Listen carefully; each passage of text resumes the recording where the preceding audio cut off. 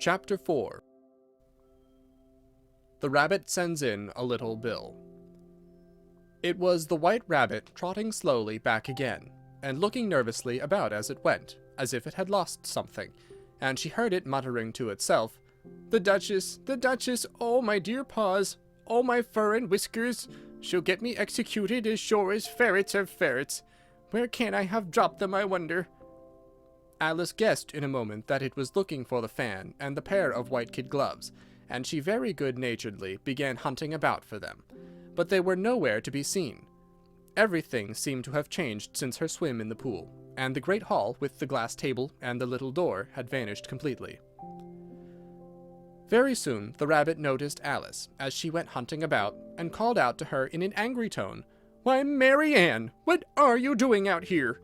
Run home this moment and fetch me a pair of gloves and a fan. Quick now!"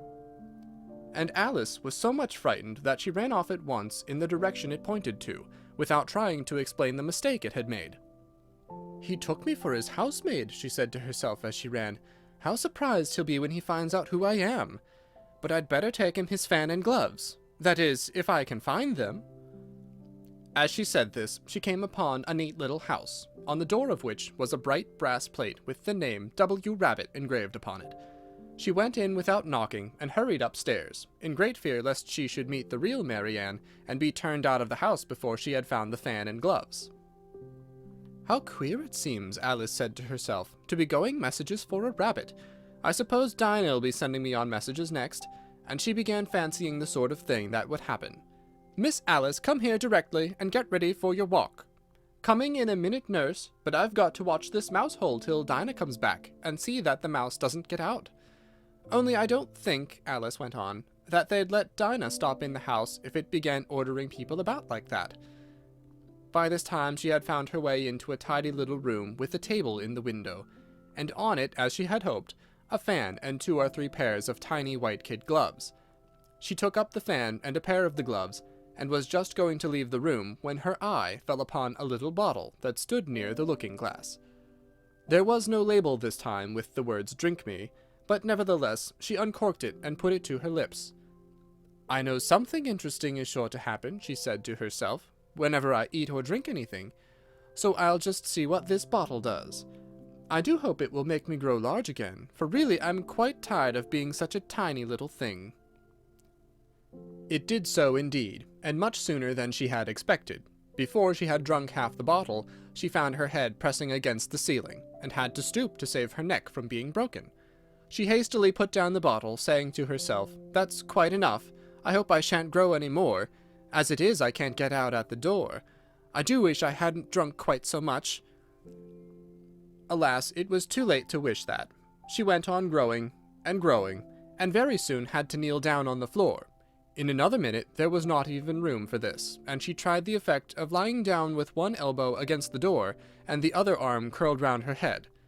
Still she went on growing, and as a last resource, she put one arm out of the window, and one foot up the chimney, and said to herself, "Now I can do no more, whatever happens. What will become of me?" Luckily for Alice, the little magic bottle had now had its full effect, and she grew no larger. Still, it was very uncomfortable, and as there seemed to be no sort of chance of her ever getting out of the room again, no wonder she felt unhappy. It was much pleasanter at home, thought poor Alice, when one wasn't always growing larger and smaller, and being ordered about by mice and rabbits. I almost wish I hadn't gone down that rabbit hole. And yet it's rather curious, you know, this sort of life. I do wonder what can have happened to me. When I used to read fairy tales, I fancied that kind of thing never happened, and now here I am in the middle of one. There ought to be a book written about me, that there ought, and when I grow up I'll write one. But I'm grown up now," she added in a sorrowful tone. "At least there's no room to grow up any more here." "But then," thought Alice, "shall I never get any older than I am now? That'll be a comfort one way, never to be an old woman, but then always to have lessons to learn. Oh, I shouldn't like that." "Oh, you foolish Alice," she said to herself. "How can you learn lessons in here? Why, there's hardly room for you, and no room at all for any lessons books." And so she went on, taking first one side and then the other, and making quite a conversation of it altogether, but after a few minutes she heard a voice outside and stopped to listen. "Mary Ann! Mary Ann!" said the voice. "Fetch me my gloves this moment!"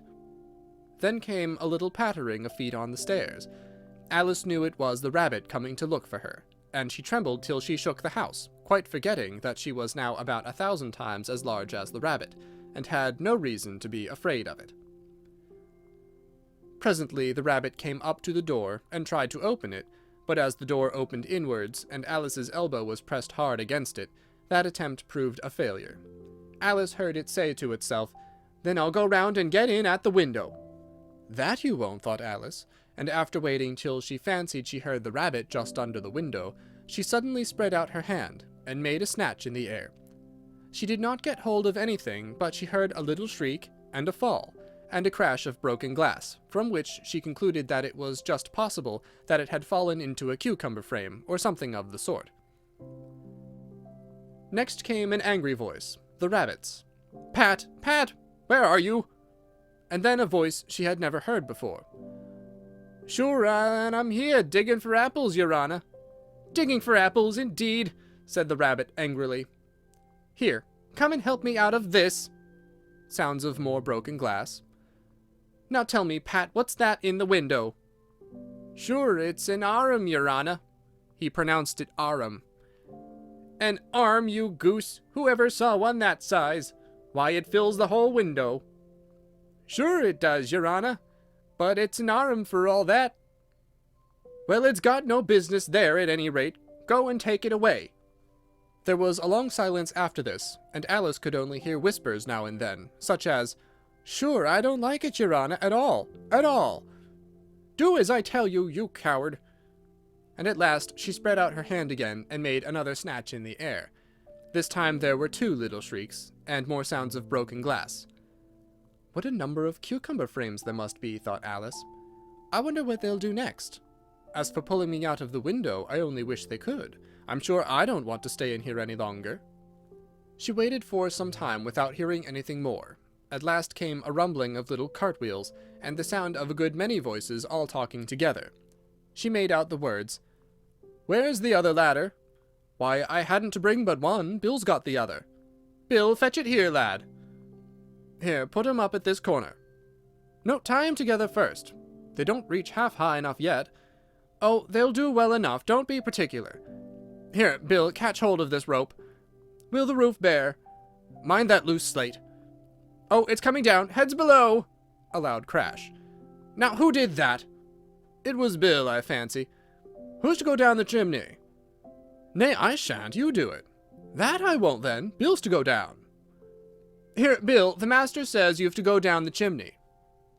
"Oh, so Bill's got to come down the chimney, has he?" said Alice to herself. "Why, they seem to put everything upon Bill. I wouldn't be in Bill's place for a good deal. This fireplace is narrow, to be sure, but I think I can kick a little." She drew her foot as far down the chimney as she could, and waited till she heard a little animal. She couldn't guess of what sort it was, scratching and scrambling about in the chimney close above her. Then, saying to herself, "This is Bill," she gave one sharp kick and waited to see what would happen next. The first thing she heard was a general chorus of, "There goes Bill!" Then the rabbit's voice alone, "Catch him, you by the hedge!" Then silence, and then another confusion of voices. "Hold up his head! Brandy now, don't choke him! How was it, old fellow? What happened to you? Tell us about it." At last came a little feeble squeaking voice. "That's Bill," thought Alice. "Well, I hardly know. No more, thank'ee, I'm better now. But I'm a deal too flustered to tell you. All I know is something comes at me like a jack-in-the-box, and up I goes like a skyrocket." "So you did, old fellow," said the others. "We must burn the house down," said the rabbit's voice, and Alice called out as loud as she could, "If you do, I'll set Dinah at you." There was a dead silence instantly, and Alice thought to herself, "I wonder what they will do next. If they had any sense, they'd take the roof off." After a minute or two they began moving about again, and Alice heard the rabbit say, "A barrowful will do, to begin with." "A barrowful of what?" thought Alice. But she had not long to doubt, for the next moment a shower of little pebbles came rattling in at the window, and some of them hit her in the face.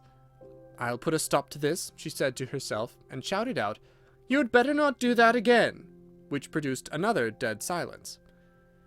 Alice noticed with some surprise that the pebbles were all turning into little cakes as they lay on the floor, and a bright idea came into her head. "If I eat one of these cakes," she thought, "it's sure to make some change in my size, and as it can't possibly make me larger, it must make me smaller, I suppose." So she swallowed one of the cakes and was delighted to find that she began shrinking directly. As soon as she was small enough to get through the door, she ran out of the house, and found quite a crowd of little animals and birds waiting outside. The poor little lizard Bill was in the middle, being held up by 2 guinea pigs, who were giving it something out of a bottle. They all made a rush at Alice the moment she appeared, but she ran off as hard as she could, and soon found herself safe in a thick wood. "The first thing I've got to do," said Alice to herself as she wandered about in the wood, "is to grow to my right size again. And the second thing is to find my way into that lovely garden. I think that will be the best plan." It sounded an excellent plan, no doubt, and very neatly and simply arranged. The only difficulty was that she had not the smallest idea how to set about it, and while she was peering about anxiously among the trees, a little sharp bark just over her head made her look up in a great hurry. An enormous puppy was looking down at her with large round eyes, and feebly stretching out one paw, trying to touch her. "Poor little thing," said Alice in a coaxing tone, and she tried hard to whistle to it, but she was terribly frightened all the time at the thought that it might be hungry, in which case it would be very likely to eat her up in spite of all her coaxing.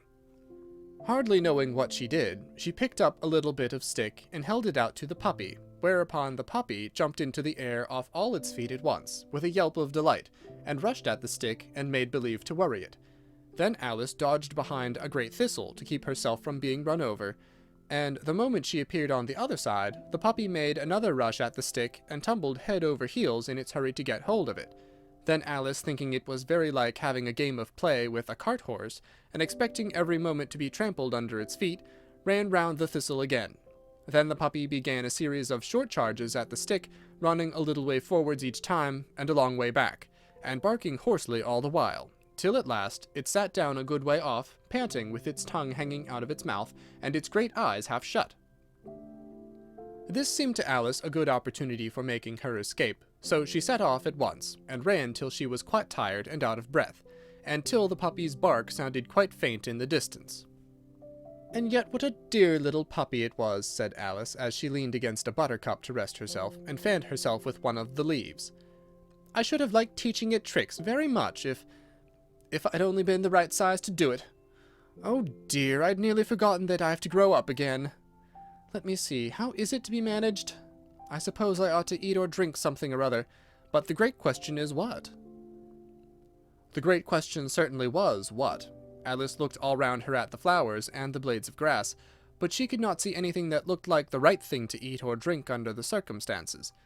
There was a large mushroom growing near her about the same height as herself, and when she had looked under it, and on both sides of it, and behind it, it occurred to her that she might as well look and see what was on the top of it.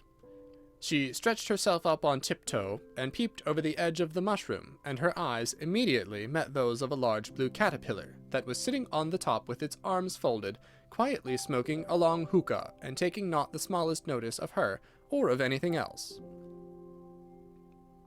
End of Chapter 4.